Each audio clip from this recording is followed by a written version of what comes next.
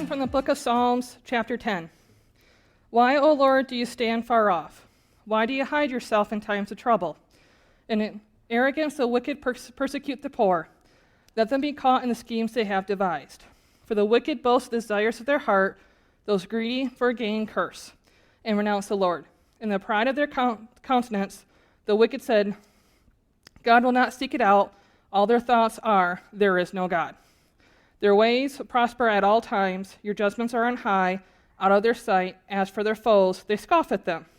They think in their heart, we shall not be moved. Throughout all generations, we shall not meet adversity.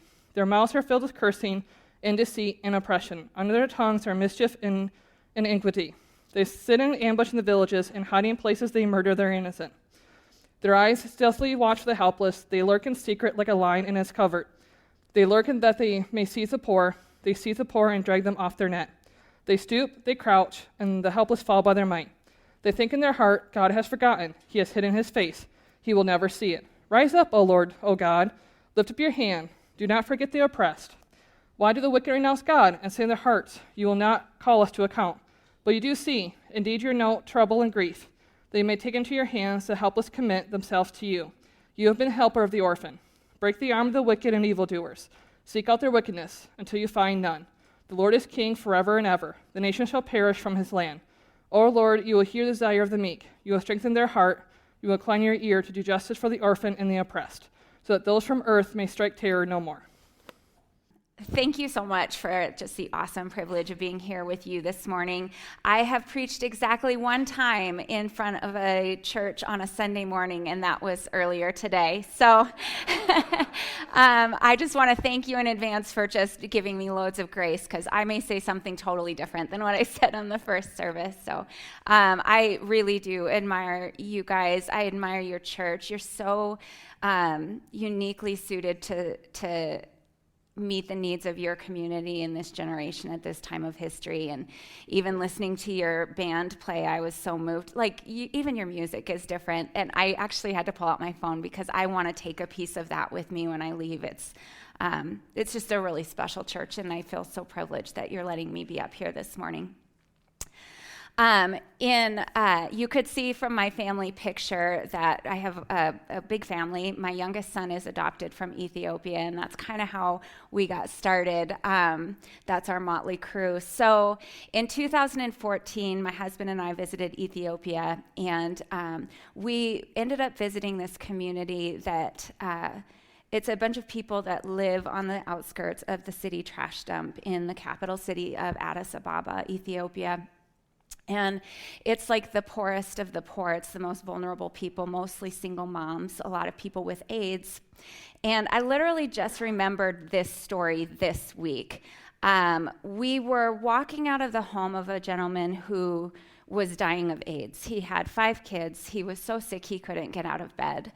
And we prayed with one of his daughters, and we walked out of his house, and I just felt devastated because I was like, who's going to take care of those kids when he passes? And then we walked out of that house, and then another woman came out of her tiny home constructed of trash, and she wanted to show us her newborn baby that she had had the week before. And she brings her baby out, and this baby is legit cute, right? All babies are cute, but Ethiopians, man, Ethiopians are beautiful. I've never met one I don't absolutely love. They are such smart, resourceful, resilient people. They just struggle with poverty. So she brings her newborn baby out, and we are like, oh, congratulations. And we meant it because a baby is a gift. But the smell of trash is in the air. It's literally the backdrop. The home, their tiny trash home was from here to the back of that wall, the trash dump right there. So we're walking away, and I remember just feeling just overwhelmed with the need. I thought, God, who's going to take care of that little girl? Who's going to keep her safe? And what's going to happen to all those kids when that man dies? And I just thought, God, if he had it to share with her, I know he would. They're the most generous, kind people I've ever met. And if she had it to share with him, I know she would. And I just was devastated as I was walking. I was like, God, they have no voice. Most people have no idea this life even exists. And then, like, I'm not saying God spoke audibly to me, but my thoughts shifted loud in my brain to, Lacey, you've been given a microphone. And I remembered that this week. Thanks, Narrate, for the microphone. So I'm just going to literally spend the next maybe 15, 20 minutes just telling you guys a bunch of stories. How did I hear about compassion? I heard about it through my local church, through Harvest. Pastor Vern stood up and told us about compassion. I used to hate hearing stories about people suffering because why on earth would I want to hear that if there's nothing I could do about it? And my pastor was saying, we've vetted compassion. This is a ministry we trust. We invite you to sponsor kids. But this is the phase of life we were in. Okay, so for context, my oldest was 2. My youngest was 1, had just turned 1, and the baby was coming in January. Okay, so another layer of complexity is that financially things were not going awesome for us. Our son, when he was a baby, he was a near SIDS baby. I found him just minutes before he passed, and he spent 3 days in the ICU, and just overnight we were up to our eyeballs in debt. And then, like, a bunch of bad things happened that year. It was 2010. Like, I'm talking drive into the garage and there's water's bursting. My husband broke 3 of his teeth that year. Car trouble after car trouble. One day, you guys, I was like full on. I was like December. She came in January pregnant, and my car broke down in the middle of the street, and I had to like waddle really fast to the bowling alley. And I called my husband, and I was like, the car broke down, and he was like, I'll be right there. And he calls me like 10 minutes later, and he's like, Lacey, this car's broke down too. And I was like, are you serious? Like, that's where we were at, okay? And then we heard about compassion. So we hear about these kids in poverty, and honest to God, guys, we just didn't have $38 a month. That's what it costs to sponsor a child, $38 a month. It was like a huge sacrifice. So we walked out of church that day just sad. I was like, I want to sponsor a kid, but we just can't afford it. We went home that afternoon, and I got to thinking, I'm like, I can't really make more money because after I have this kid, I can't work anymore. So I'll have 3 kids under 3. Daycare is expensive. And then, but I thought, okay, I could at least maybe give up coffee. About what I'm spending on buying coffee to make the grounds at home in the creamer, like maybe if I gave that up, that would equal about $38 a month. And so I was like, okay, but God, like you're going to have to give me the energy because I have no idea how I'm going to keep up with all of these children I keep having. And then I gave this caveat. I was like, okay, but God, can I please drink up what's in the house first? Now, I'm not going to tell you today. By the way, that day we sponsored our first child. Her name was Leah Work, and we let our daughter pick her out. And she, of course, picked Leah Work out for the very spiritual reason that she liked her dress. So, anyways, I did. I'm not going to tell you that if you sponsor a child that your finances will change overnight. But they actually did for us, because before the coffee was over, my husband got a new job, and our income literally doubled overnight. And every time we would pay off a huge debt that year, we would sponsor another child and sponsor another child. And finally, my husband was like, Lacey, there's probably a better way to make an impact than you sponsoring all these children. He's like, what if you start telling other people to sponsor kids? So I was like, that's actually pretty smart. So I would like take packets, and I would like maybe put them on Facebook and say a little something, and it was really slow going. I would always pray so hard, and God inevitably would these kids would end up getting sponsored one by one. So all of that to say, when I first started, it was a stretch, and I know that there's people here today. I'm just going to invite you to sponsor, but I'm never going to say you have to. Like, that's between you and the Lord, and I know some people have different circumstances. Like, I trust God and you to work all of that out. So when we decided to sponsor, sponsorship is like the packets over here, but we also decided to adopt. Totally different things. So if you pick up a packet today, you don't have to bring that child to come live with you, okay? We're clear there. Adoption is when you bring them into your home and you raise them as your son or daughter, right? So a year after we sponsored our first kid, we started the process to adopt. We wanted to actually bring a child into our home. And so we started that process.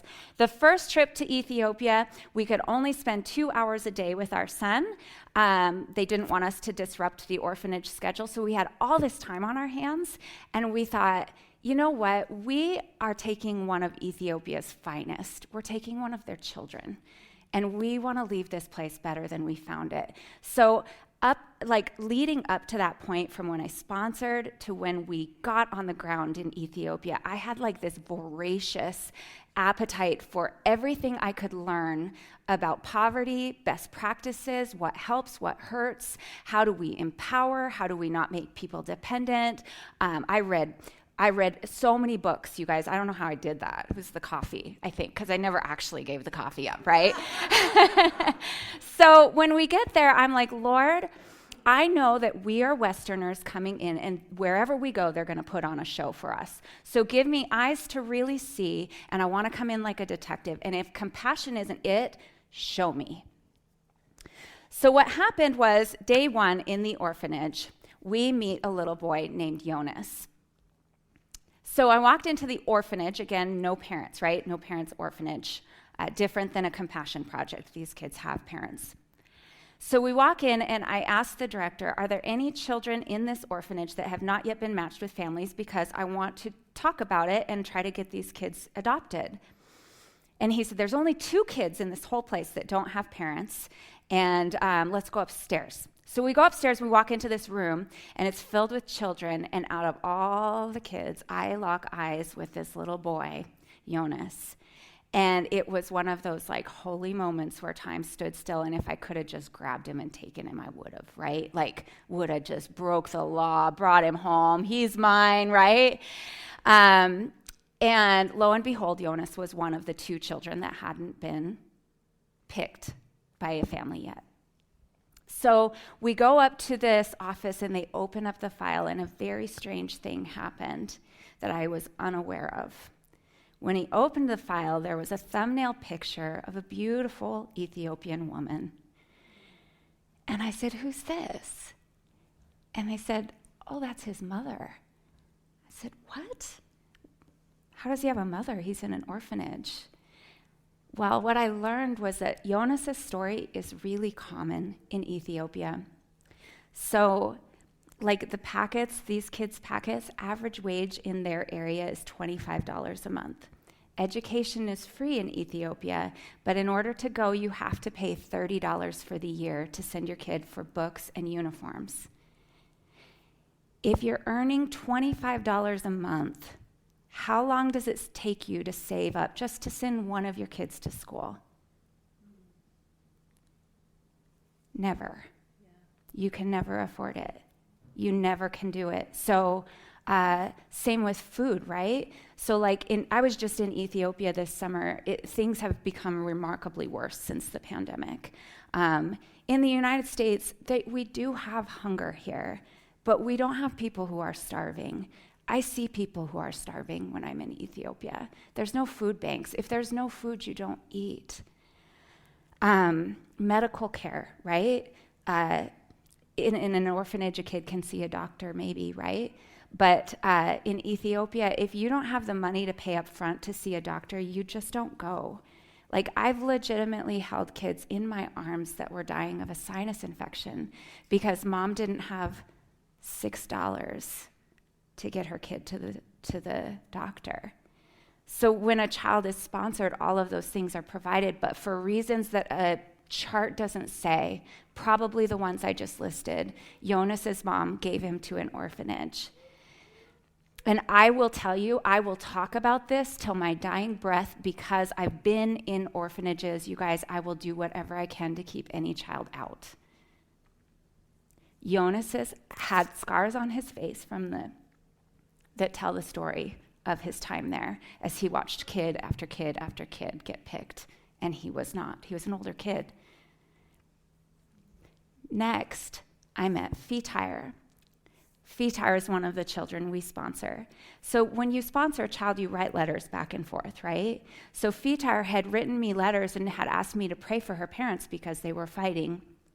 Well, when we got to meet her in person, we learned that her parents had officially split. And the reason was, I found out in person, because her dad was physically abusing her mother. And so her mom had the the strength to leave her abuser, but she was uneducated and she had 3 kids. So basically, Fetar's mom was in the same boat as Jonas's mom. But because Fetar was sponsored, food, medical care, her education, she never has to worry about that. It's all done through her local church. And so Fetar got to eat ice cream for the first time, right? So for me, I just thought, gosh, if people really truly understood how difficult life was for children and moms living in poverty, I know they would do something about it. And so I just started shouting it from the rooftops. When I came home, I started volunteering so hard. I was like, people need to know. And really, we visited multiple ministries on the grounds, but compassion rose to the very top all the time. I want you to introduce you to my friend Maharatab. Maharatab is my best Ethiopian friend. He started as my translator. Maharatab was sponsored as a child through compassion. His dad died when Maharatab was a baby, and his dad left 5 children under 6 years old. He died of a preventable disease. He died of yellow fever. 2 of Maharatab's siblings grew up in an orphanage because mom couldn't afford to feed them. Maharatab was sponsored. He learned English. He told us that the number one thing he actually learned was he learned who Jesus was. He learned he was loved. He had a father in heaven, right? Today, Maharatab runs a ministry that helps women who beg on the street with their children. I mean, I really I don't know how to explain what it's like to drive down the street. If you've ever been to Africa or Ethiopia, sometimes you just have to look down because there are so many people begging. You see so many children that are homeless. I was just there this summer. I was driving, and there was this little boy, and he was selling something on the street, and he had the body of a 9-year-old, but the face of a 30-year-old. He had just wrinkles on his face because he had aged, even though he was a child. You just see it. Kids aren't in school. People are going hungry. It's hard. The other person I met that trip was Fakadu. Fakadu was badly abused in his family. His family was very unsafe, and he was sponsored as a child. I don't know if you know Susie. She was here last service. She's an amazing sponsor. She goes to your church. She sponsors children through compassion. And Susie was Fakadu had a sponsor like Susie. His sponsor and him wrote letters back and forth. I think that his sponsor ended up coming to his high school graduation, was hugely a part of his life. The first time Fakadu ever heard "I love you" was from his sponsor. He was totally protected through his church. They were able to get him a safer home to live with. See, the problem with poverty is that these kids have no advocate and they go unnoticed.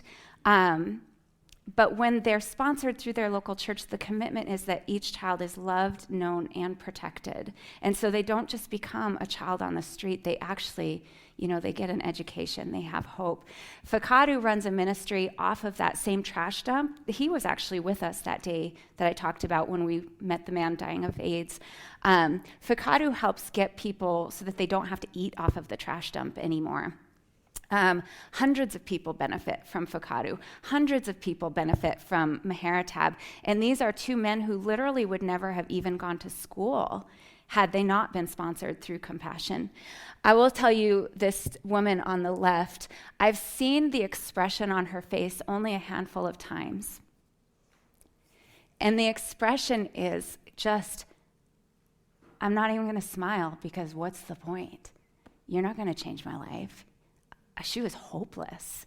Her son, 16, disabled. He didn't even have clothes from the waist down. He's wearing a girl's shirt, just poor, just begging. Before I ever got home, guess what? Fakadu sponsored her. These kids, they receive and they know their culture and then they want to give back. Before I could even come home to try to get them help, Fakadu was like, I'll do it. So this was them this was her a few months later. That's what hope looks like. That's what sponsorship does. It changes people's lives. It gives them hope. Also, you do get to be pen pals and stuff. So the next picture is a picture of my daughter getting to meet, did we go to daughter or did I do it again? This one, yay, yes. So this is my daughter meeting the girl that she picked in the pretty dress, right? Like, I never would have guessed when I was like 3 kids under 3 and all of that, that we would one day get to meet. I don't know how Maggie did it, but she picked an Ethiopian with the exact same personality as her. They're like so sweet. And Leo Work has a single mama, 3 kids, raising them on $15 a month. Leo Work has never known hunger. She's never known not getting to go to school because she's sponsored. Maggie picked her. She got to be a part of that. The hope is that at some point, Narrate, you guys can get to take trips over to Ethiopia and meet your kids too. Compassion is a big organization, but I can honestly say I've never found an organization that does a better job. The money goes so far. They're super highly financially accountable. There are so many checks and balances. I personally sponsor many children, and I'll talk about it forever because it works, just like I'll always talk about Jesus because he's worked in my life big time. I want to share, I do have time. Yay, are you guys still with me? Yes. Okay, all right, good. So, like I said, we adopted our son, came home, shouted it from the rooftops, got a bunch of kids sponsored, right? Well, then in 2017, there was this horrible trash mudslide, right? So in the areas where we were walking, where all these very, very vulnerable families live, it's really mountainous in the area of Addis, the capital, and it had rained really hard. And this is an area where, electricity is intermittent, if at all, no running water. After dark, there's this horrible trash mudslide, and it just buried like so many people alive. This was the next morning, just a picture.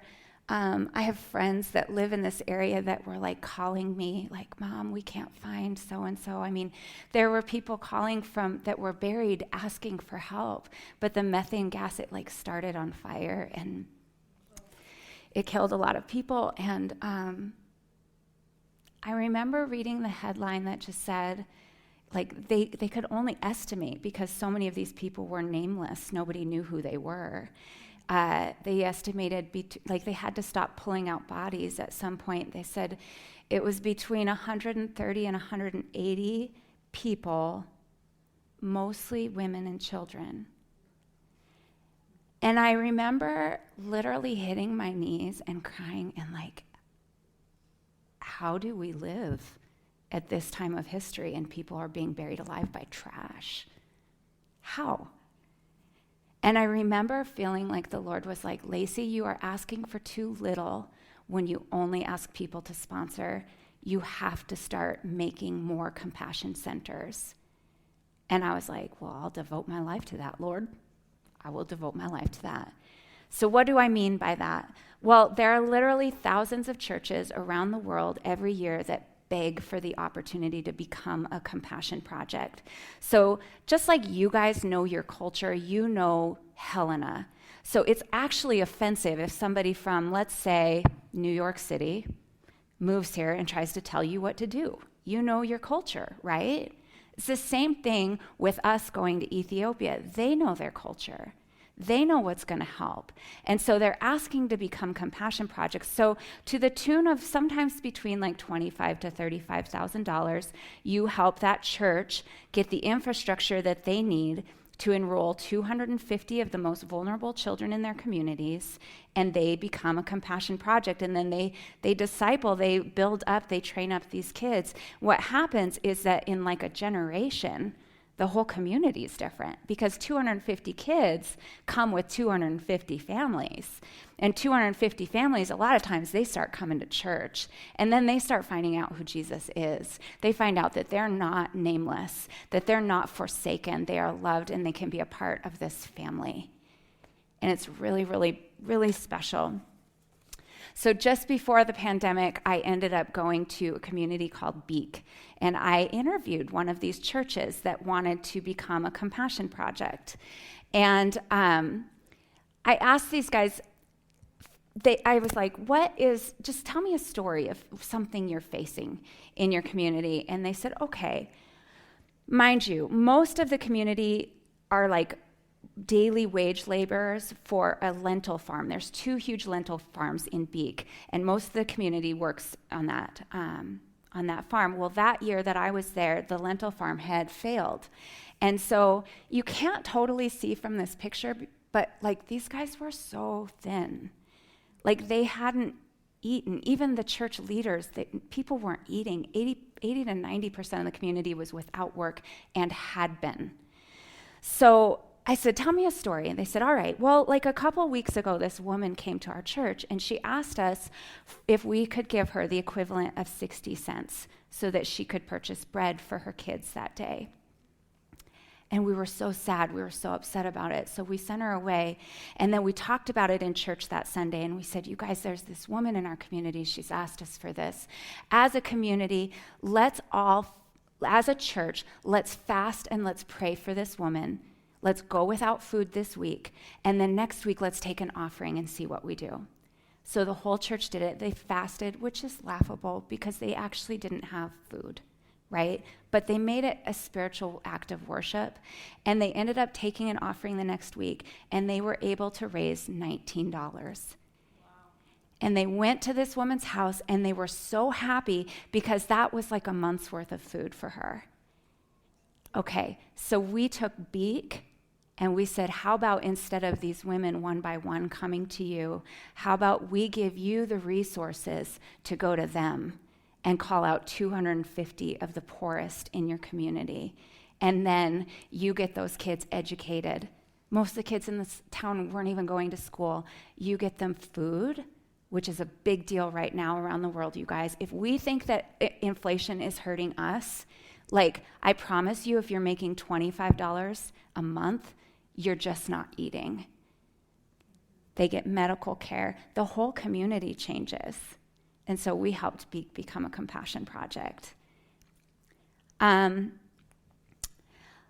but not least, I want to share about my son, Abraham. He's adopted. I like to call this picture busted out.